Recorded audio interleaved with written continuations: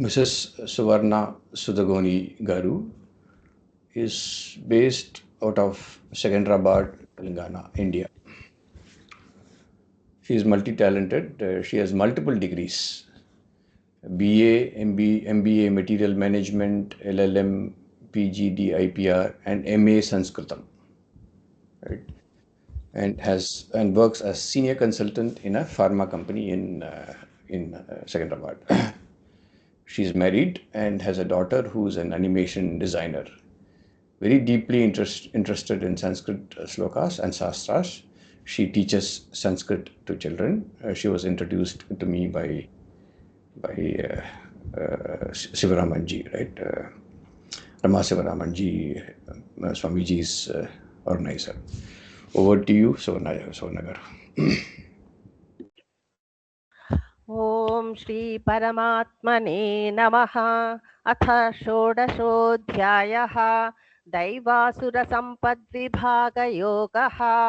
श्रीभगवानुवाच अभयं सत्त्वसंशुद्धिः ज्ञानयोगव्यवस्थितिः दानन्दमश्च यज्ञश्च स्वाध्यायास्तपयार्जवम् अहिंसा सत्यमक्रोधः त्यागः शान्तिरपैशुनं दया भूतेष्वलोलुप्त्वं मार्दवं ह्रीरचापलं तेजः क्षमा धृतिः शौचम् अद्रोहो नातिमानिता भवन्ति सम्पदं दैवीम् अभिजातस्य भारत दम्भो दर्पोऽभिमानश्च क्रोधः पारुष्यमेव च अज्ञानं चाभिजातस्य पार्थसम्पदमासुरीं दैवी सम्पद्विमोक्षाय निबन्धायासुरीमता माशु च सम्पदं दैवीम् अभिजातोऽसि पाण्डव द्वौ भूतसर्गौ लोकेऽस्मिन्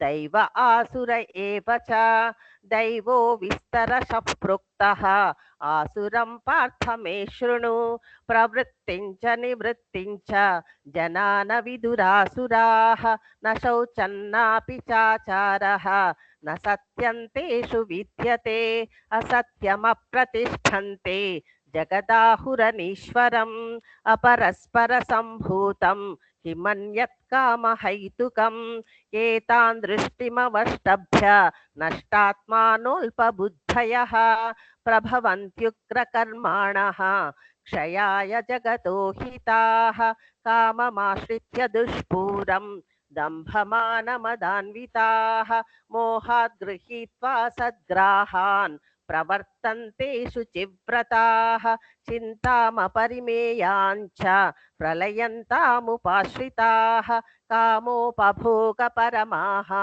एतावदिति निश्चिताः आशापाशशतैर्बद्धाः कामक्रोधपरायणाः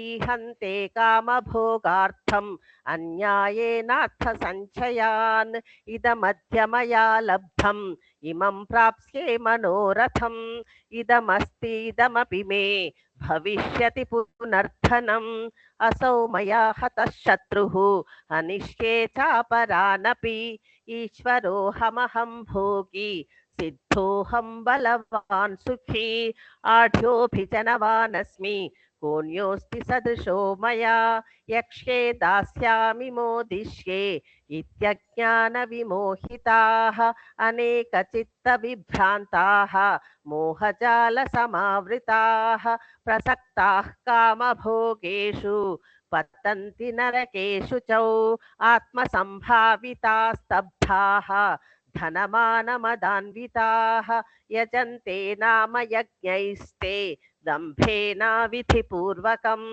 अहङ्कारं बलं दर्पं कामं क्रोधं च संश्रिताः मामात्मपरदेहेषु प्रद्विषन्तोऽभ्यसूयकाः तानहं द्विषतः क्रूरान् संसारेषु नराधमान् क्षिपाम्यजस्रमशुभान् आसुरीष्वेव योनिषु आसुरी योनिमापन्नाः मूढा जन्मनि जन्मनि मामप्राप्यैव कौन्तेय ततो यान्त्यधमां गतिं त्रिविधं नरकस्येदं द्वारन्नाशनमात्मनः कामः क्रोधस्तथा लोभः तस्मादेतत्त्रयं त्यजेत् एतैर्विमुक्तः कौन्तेय तमोद्वारैस्त्रिभिर्नरः अचरन्त्यात्मनः श्रेयः ततो याति परां गतिं यः शास्त्रविधिमुत्सृज्य वर्तते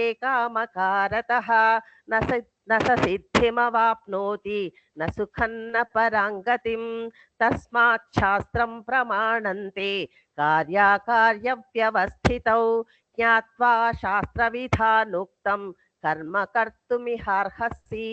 ॐ तत्सदिति श्रीमद्भगवद्गीतासु उपनिषत्सु ब्रह्मविद्यायां योगशास्त्रे श्रीकृष्णार्जुनसंवादे दैवासुरसम्पद्विभागयोगो नाम षोडशोऽध्यायः।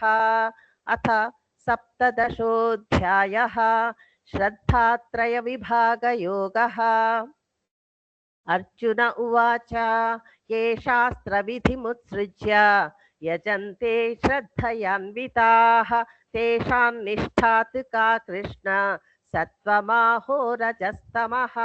श्रीभगवानुवाच त्रिविधा भवति श्रद्धा देहिनां सा स्वभावजा सात्विकी राजसी चैव तामसी चेति तां शृणु सत्त्वानुरूपा सर्वस्य श्रद्धा भवति भारत। श्रद्धामयोऽयं पुरुषः यो यच्छ्रद्धः स एव सः यजन्ते सात्विका देवान् यक्षरक्षांसि राजसाः प्रेतान् भूतगणांश्चान्ये यजन्ते तामसा जनाः अशास्त्रविहितं घोरं तप्यन्ते ये तपो जनाः दम्भाहङ्कारसंयुक्ताः कामरागबलान्विताः कर्षयन्तः शरीरस्थं भूतग्राममचेतसः मां चैवान्तः शरीरस्थं तान् विद्यासुरनिश्चयान्। आहारस्त्वपि सर्वस्य त्रिविधो भवति प्रियः यज्ञस्तपस्तथा दानं तेषां भेदमिमं शृणु।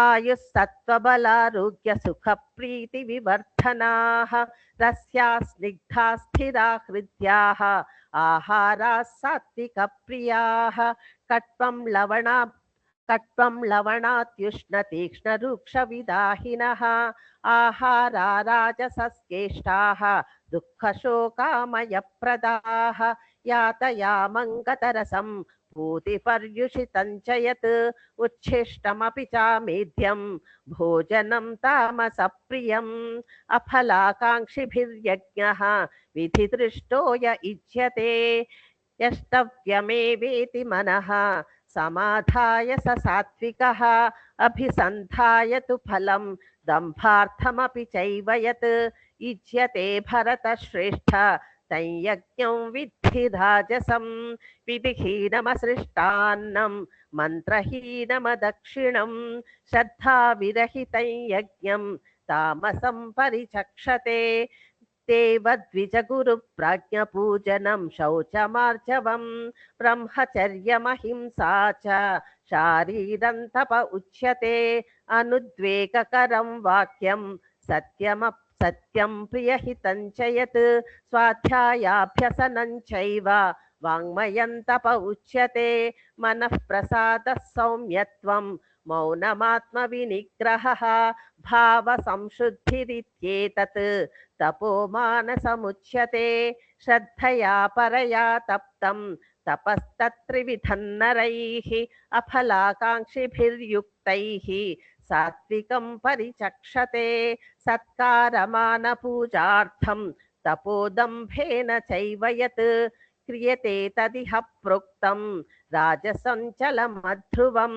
मूढग्राहेणात्मनो यत् पीडया क्रियते तपः परस्योत्साधनार्थं वा तत्तामसमुदाहृतं दातव्यमिति यद्दानं दीयतेनुपकारिणे देशे काले च पात्रे च तद्दानं सात्विकं स्मृतं यत्तु प्रत्युपकारार्थं फलमुद्दिश्य वा पुनः दीयते परिक्लिष्टं तद्दानं राजसंस्मृतम् अदेशकाले यद्दानम् अपात्रेभ्यश्च दीयते असत्कृतमवज्ञातं तत्तामसमुदाहृतम् ॐ तत्सदिति निर्देशः ब्रह्मणस्त्रिविधः स्मृतः ब्राह्मणास्तेन वेदाश्च यज्ञाश्च विहिताः पुरा तस्मादोमित्युदाहृत्य यज्ञदानतपः क्रियाः प्रवर्तन्ते विधानोक्ताः सततं ब्रह्मवादिनां तदित्यनभिसन्धाय फलं यज्ञतपः क्रियाः दानक्रियाश्च विविधाः क्रियन्ते मोक्षकाङ्क्षिभिः सद्भावे साधुभावे च सदित्येतत् प्रयुज्यते प्रशस्ते कर्मणि तथा सच्छब्दः पार्थयुज्यते यज्ञे तपसि दाने च स्थितिः सदिति चोच्यते कर्म चैव तदर्थीयं सदित्येवाभिधीयते अश्रद्धया हुतं दत्तं तपस्तप्तं कृतं च यत् असदित्युच्यते पार्थ न च तत्प्रेत्य नो इह ॐ तत्सदिति श्रीमद्भगवद्गीतासु उपनिषत्सु ब्रह्मविद्यायां योगशास्त्रे श्रीकृष्णार्जुनसंवादे श्रद्धात्रयविभागयोगो नाम सप्तदशोऽध्यायः। श्रीकृष्ण परमात्मने नमः।